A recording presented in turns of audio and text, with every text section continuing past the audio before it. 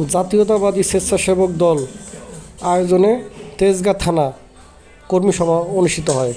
উক্ত সভায় নেতাকর্মীদের জেল জুলুম, কষ্ট, বিগত দিনের সরকারের দুর্নীতি এবং নানা অনিয়মের কথাই তুলে ধরেন নেতাকর্মীরা। জয় পুতুল সব সবাইকে গ্রেফতার করে সেই দেশে এনে সেই টাকা ফেরত আনতে হবে। সাথী বন্ধুরা, এই শেখ হাসিনার সরকার বাংলাদেশকে একটি পরব রাজ্য হিসেবে পরিণত করেছিল। শেখ হাসিনার সরকার ক্ষমতা আসার পরেই বাংলাদেশের সেনাবাহিনীকে ধ্বংস করার জন্য পিলখানায় পরিকল্পিতভাবে 57 জন সেনা কর্মকর্তাকে হত্যা করেছে। আমরা মনে করি এটা শেখ হাসিনা পরিকল্পিতভাবে ভারতের নির্দেশে সেনা কর্মকর্তাকে হত্যা করেছে। আর 9 বছর বাংলাদেশের জনগণ যুদ্ধ করেছিল, সেখানে কিন্তু 11 জনের উপরে সেনা কর্মকর্তা শহীদ হননি। অথচ শেখ হাসিনা একদিনে 57 জন সেনা কর্মকর্তাকে, দেশপ্রেমিক সেনা কর্মকর্তাকে হত্যা করেছে। এই হত্যাকাণ্ডে শেখ হাসিনাকে প্রধান আসামি করে তাকে গ্রেফতার করে আইনের আওতায় নিয়ে শাস্তি দিতে হবে। লক্ষ লক্ষ বিএনপি নেতাকর্মীকে গ্রেফতার করা হয়েছে। সাথী বন্ধুরা, বেগম খালেদা জিয়াকে মাত্র 2 কোটি আত্মসাতের মামলায় 10 বছর সাজা দিয়েছে। যেই 2 কোটি টাকা বেগম খালেদা জিয়া ব্যাংক থেকে উত্তোলন করেননি, ওই টাকা ব্যাংকই আছে।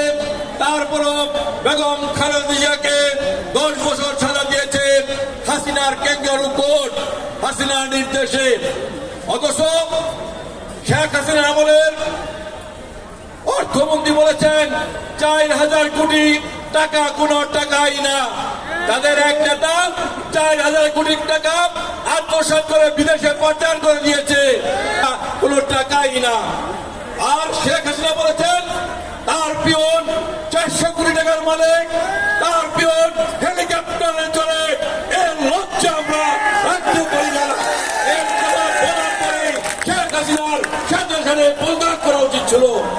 অথচ বেগম খালেদা জিয়াকে 2 কোটি টাকার মিথ্যা সাজা দিয়ে, চক্রান্তমূলক সাজা দিয়ে তাকে জেলখানায় 6 বছর আবদ্ধ করে রাখা হয়েছে। তাকে চিকিৎসার জন্য বিদেশে, উন্নত চিকিৎসার জন্য বিদেশে যেতে দেয়নি। বাংলাদেশের বিশিষ্ট আইনজীবীরা কিন্তু বলেছেন বেগম খালেদা জিয়ার দেশে আর কোনো চিকিৎসা নেই, অনতিবিলম্বে তাকে উন্নত চিকিৎসার জন্য বিদেশে পাঠানো হোক। তারপরও কিন্তু শেখ হাসিনার সরকার বেগম খালেদা জিয়াকে বিদেশে পাঠায়নি। কিন্তু আমরা দেখেছি বাংলাদেশ আওয়ামী লীগ সরকারের অনেক চোর বাটপার যারা বাংলাদেশ ব্যাংক থেকে হাজার হাজার কোটি টাকা আত্মসাৎ করেছে, হাজার হাজার কোটি টাকা বিদেশে পাচার করেছে। মায়ার 12 বছর সাজা হয়েছিল, হাজি সেলিমের সাজা হয়েছিল, কিন্তু তারা নির্ভয়ে এবং তারা নির্বিঘ্নে তারা বিদেশে গিয়ে চিকিৎসা করতে পেরেছে। একমাত্র বেগম জিয়াই পারেনি। শেখ হাসিনা চেয়েছিল বেগম খালেদা জিয়াকে ঢুকে ঢুকে এই দেশের বাড়িতে মেরে ফেলার জন্য। আল্লাহর রহমতে বাংলাদেশের জনগণের দোয়ায় বেগম জিয়া বেঁচে আছেন। আজকে তিনি উন্নত চিকিৎসার জন্য আজকে বিদেশ গিয়েছেন।